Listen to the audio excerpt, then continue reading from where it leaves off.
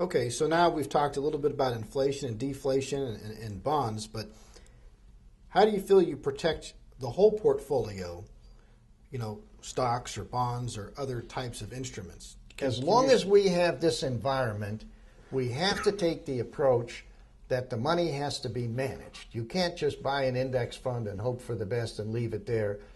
You have got to manage these stocks. So what we do, and the best protection, and I've studied this field for 40 years, I've racked my brains out, I've listened to all kinds of arguments, and what it really gets down to, and that's why I chose the value investment approach, because it makes the most sense over the long run, is the only way you can protect yourself, whether you're in bonds, whether you're in real estate, or whether you're in stocks, is you got to buy the assets when they're cheap, and that usually means buying in uncertainty and when things don't look as rosy, and selling them when things get overvalued and things look good. So what we did on our stock portfolio is, as the market was going past fair value, we reduced our stock position and we picked up to about 20 to 25% cash, depending on the portfolio. As the market has come down, we've invested about 5 or 6% of that cash because there's been some bargains coming up. And so as the market goes down, we will redeploy that cash, and then if it goes back up and it gets overvalued, we sell it out.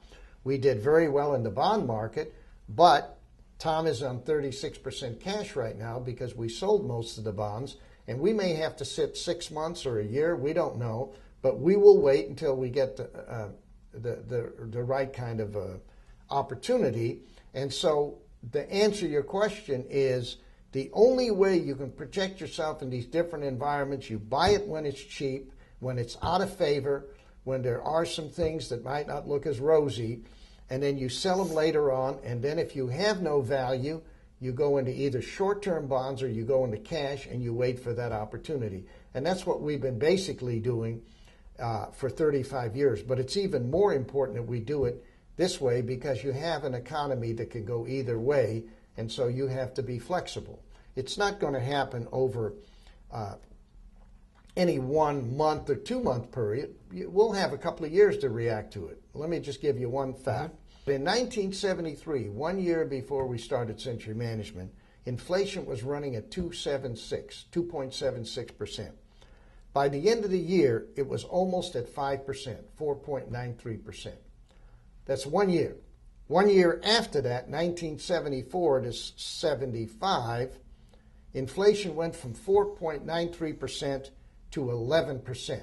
So in the space of 2 years, your inflation went from 2.76% to 11%. That's a quadruple in inflation. Now, if you want to know what happens to stocks or bonds, you can just look at the bear market of 73 and 74, and that'll answer your question. It was disastrous.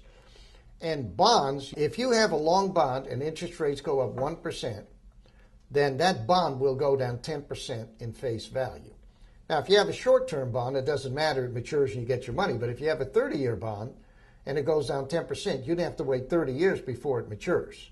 So if it went down 4%, it would go down 52%. I mean, if the interest rates went up 4%, you could see a 40 to maybe 50% decline in the market. In the bond market. In the bond market, yeah. Right.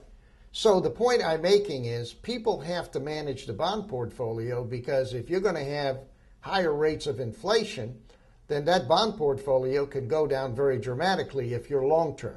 If you're short-term, you can wait until they mature, you can roll it over and then get the higher interest rates and move it out. I would say that if you looked at the probability, as we said, we're not going to have a lot of inflation for the next 3 or 4 years, even if we did have inflation.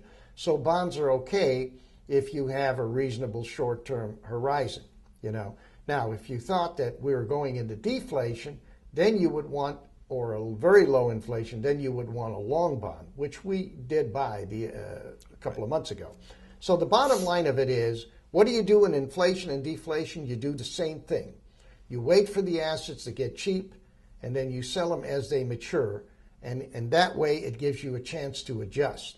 And if you see the inflation going down, then you can lengthen your maturity in bonds and you can raise your PE multiples on stocks. And if you see it going the other way, you would do just the opposite.